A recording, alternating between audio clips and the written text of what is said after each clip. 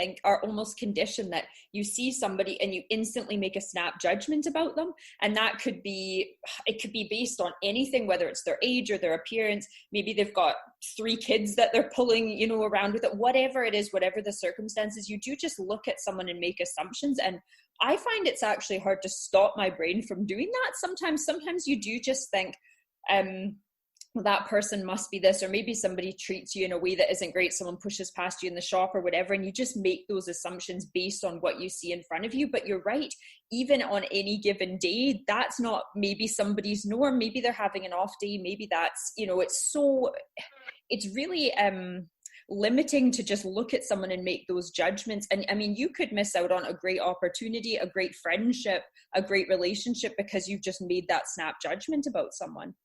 Mm-hmm. Yeah, exactly. And it's something where it's like, everyone's days are different, and it's just for a split second, like there's so much more depth to a person than just a split second judgment on them. So there's so much more, there's a lot more to discover in a person than just how they present themselves in that given minute in time. Yeah, and that's a good point too, because I always think, you maybe make the assumption that somebody always looks a certain way or behaves a certain way, but mm-hmm. You're right, you could, on any given day, I mean, I have days where I think I probably walk around quite grumpy, or days where I'm walking around quite lost in thought, and other days where I'm all smiles. So if you bumped into me on those 3 separate occasions, you would get very different impressions of me just from that, few seconds.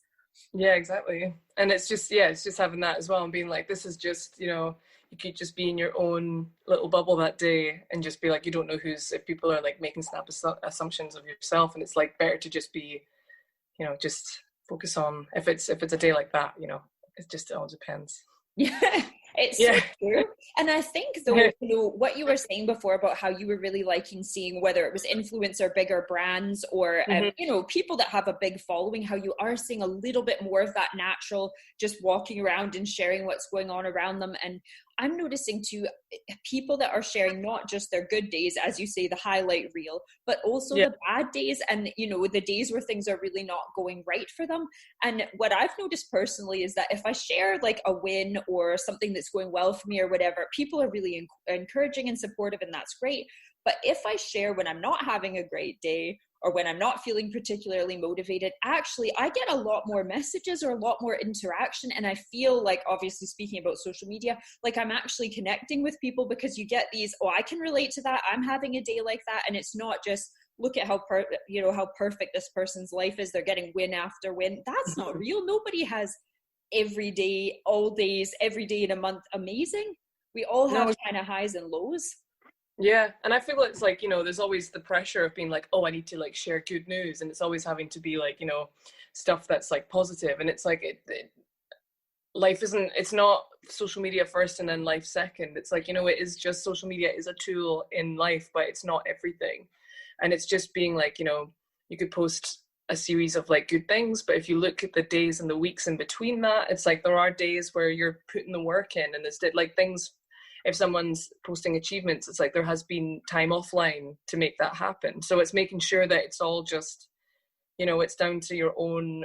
And it's also something else, like where someone else's achievements isn't a reflection on another person's, their achievements as well. Everyone's journeys are totally unique. And it's important to celebrate other people's, if they're posting good news, to like celebrate that, rather than be like, just like, why aren't I doing anything? It's like everyone else is working to a different pace, a different rhythm, different journeys, and it's important to just keep all that in a healthy perspective and balance, especially during now in lockdown as well, because there are some places where there are some cities where you can move about more freely than you can in other places. So it's a lot of being like, everyone's work right now is down to just circumstance, because everyone's just trying to get by. That's so true. So if you're listening to this in the future, we are at the end of September, which is this month 6, I think? Yeah, I think so. No, I think it's about 6 months or so. So we are in Scotland, and we have, I think, slightly stricter restrictions than maybe the rest of the UK and some other places. But you're absolutely right. There are places where there are almost no restrictions. There are places where they're basically still in a full lockdown. I mean, everybody's circumstances are different, and even like your own health conditions and things like that, the people you normally work with, if you would normally work with people who are in that vulnerable group, I mean, that's all affected as well. So the comparison thing is a really tough one. And I think what's interesting about you doing your work now, so you've just finished your master's, had you done this, say, 10 years ago, when social media was maybe really just taking off, or something that not everybody was using, it wasn't so prevalent in our lives, or had you been working on your master's not during a lockdown, it might have been so different. So that's quite interesting, just the way that everything's timed out for you. Oh, definitely. Because I was thinking, someone asked me that as well, being like, do you think you would have gone down the route of making a magazine if there was no lockdown? And I was thinking to myself, being like, I definitely wanted to work down the theme of like magazines, because like doing modeling and working with body inclusivity work and looking at consumerism, magazines are the right there. It seemed to make sense because it is a big part of the culture that I'm working in. So I think the themes would probably be, if it was 10 years ago, the themes would be so different, because I looked at work on social media, Instagram filters. I made work on that. So I made a real life dog filter and wore it around London for 3 days as part of like a social experiment, being like looking at how normal filters are on screens, but if you take them out of context and put them on your actual face, it's just like, it's not ever going to be normal. So I feel like the work I made was very, for this time in particular, being like, oh, you can recognize this, or like, oh, it's that, you're doing like Instagram things. And it's something that's very interesting as well. And even when I exhibited the dog filter images, I put them in the display of the Instagram algorithms. So I did like 3, 6, 9, 12, like the sort of like 3 image square on a wall. So I made it's very much like, I just find it really interesting. It's like a totally different universe in there, like social Instagram in particular, being like the sort of things that the information that you're given, and just the way the aesthetics and just how much it sort of plays back into the sort of order that it goes in. So it's like things like, the sort of algorithms and looking at that. So I think it'd be very different if it was in a non-COVID world, if it was still, everything was running as normal. I think my work would be still quite similar with the filters and looking at social media. But I think because I worked very much on like just photographing myself solo, I think that it would probably have more people involved if it was a normal time. But because it wasn't, I looked at just photographing myself and projected images. But it's been, there's room for more development in those themes as well, so I can keep going with that when we can again.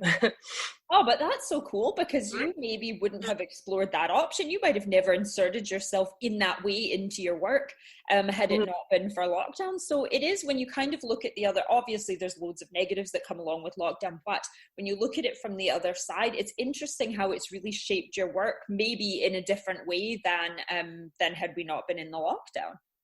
Yeah, definitely. And I feel like it's a thing where it's like, because I was looking, most of my work, I look outward. So I look at things that are happening in, the media, in the news, on social media, sort of things that are happening where I'm like, how can we make like an artistic, an activist response to this? And with lockdown happening, I was looking inward. So I was exploring shadows, and I was looking at sort of significance of like the body when you can't be near people. So shadows taking the place of, places where you could walk down the street or go into shops. Your shadow still can do these things, but you can't, because everything's locked for like safety reasons, and like the physical body can only go so far. So I've made it was a complete like switch when it came to lockdown and my work. So it was now like looking at things that were much closer to me. So yeah, putting myself in the images for the final degree show piece was something that I think lockdown definitely played a part in, because then I was able to actually make it more of like a personal thing rather than looking at and making a response. That sounds amazing. So I know I'm backtracking now, because you sort of already told us what you've recently been working on. But yeah. Can you share with everybody how you got into this activism work and where that came from? Because you're so passionate about it, and you've done so many different things in that area. So how did that all start? Yeah, so I've been modeling since I was about 16, 17. Yeah, so I started modeling at 15, 16. And then from that. There'd be like fashion shows, photo shoots. And then as I was growing up and like my body was changing, I'm a size 10, 12, and I'm 5'10". So that counts as like an in-between model. So there'd be garments and things that I would be given to fit, and they wouldn't fit as well, or like, you know, they wouldn't zip up the back, things like that. And I always thought to myself, as the years went by, just being like, this shouldn't be the case. If I'm going to castings and I'm finding it hard to like fit in clothes that, and I'm already a small size when it comes to the grand scheme of things, because in the fashion world, sizes are completely different to the actual like sizes in a non-fashion world. So after my course ended, I was like, because I'm represented by agencies in Scotland, I was wanting to see if I could see any agencies down south, and I went down to an agency, and they said they'd sign me if I lost 4 inches around my waist, and that was 4 years ago. And when I was given that piece of news, I just thought to myself, like, this is just the last straw when it comes to questions being asked to be changed, when it comes to something that doesn't guarantee more work, doesn't guarantee success or happiness, but it does guarantee me having to beat myself up and just go to the gym all the time and just, you know, change for something that's not actually feasible. Like, I can't lose 4 inches around a waist. Like, it doesn't, my body's because I'm like more of a sort of athletic build, so my waist like doesn't go in. So it's a thing where it's like, that was just off the cards. And at the same time, I met Morgan a few months before, and I was following her on social media, and I was seeing, Morgan's my partner for I Am More Than, so the two of us, we run the campaign together. And I was watching, I was seeing, she was giving us updates and stuff on what she was doing. She'd created a blog, and she was talking about how, you know, curve models and in-between models need more representation. And I absolutely just was so impressed by her and absolutely just loved all the work she was doing. So I messaged her after that afternoon when the agency asked me to lose 4 inches. I messaged her being like, this has just happened. It would be amazing if we did something together, because I know you're based in Glasgow, and if the two of us worked on a shoot where we just, you know, embraced how we looked right there and then, and didn't have to change or didn't have to like tan or tone up or do anything, and just celebrate who we are.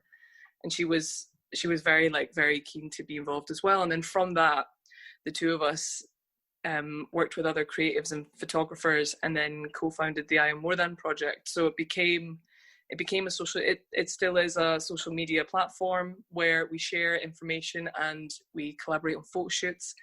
And when we first launched, it was getting, we're really happy with where it's gone. We've appeared on television and radio, hosted events, and collaborated with lots of different people, and communicate with people from far and wide as well. So it's been from a moment where the two of us have the same agreements and same beliefs in, you know, fashion and representation, and how just using our platforms to just, you know, represent as many people as possible, give plenty of people voices and platforms to speak. And it's just so important that especially in social media, and especially in Scotland as well, having two models come and go like, this isn't all it is, there's more to a person, everyone's more than that. And just sharing like the realness behind a photograph, or just being like, this is editing, this is, you know, natural daylight, natural photo shoots. We like our shoots to be very like minimal as well, so we don't do any editing unless it's just to like tweak the lighting a tiny bit, but it's never overly edited or photoshopped. And we find it really, it's just really empowering. And the two of us are so proud of how the campaign is progressed, because it turned 3 this year.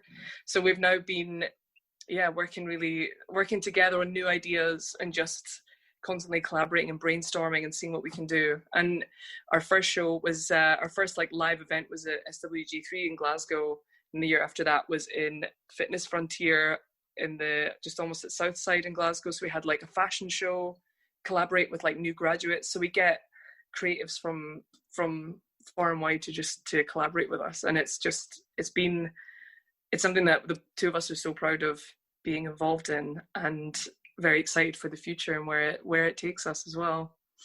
That's amazing. And I think the really cool thing about that is what you're doing is, these are things that probably a lot, if not most people, would love to get involved in some way, but I imagine a lot of those people have felt like they can't. So from the modeling perspective, maybe they thought, well, I'm not, you know, this exact stereotypical model look, so I could never be a model, I could never be involved in a photo shoot or a runway show or anything like that.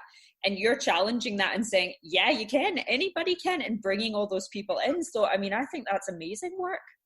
Thank you. Yeah, definitely, because I feel like it's something from where, because I never saw my weight as an issue when I first started modeling, and then it was something where it was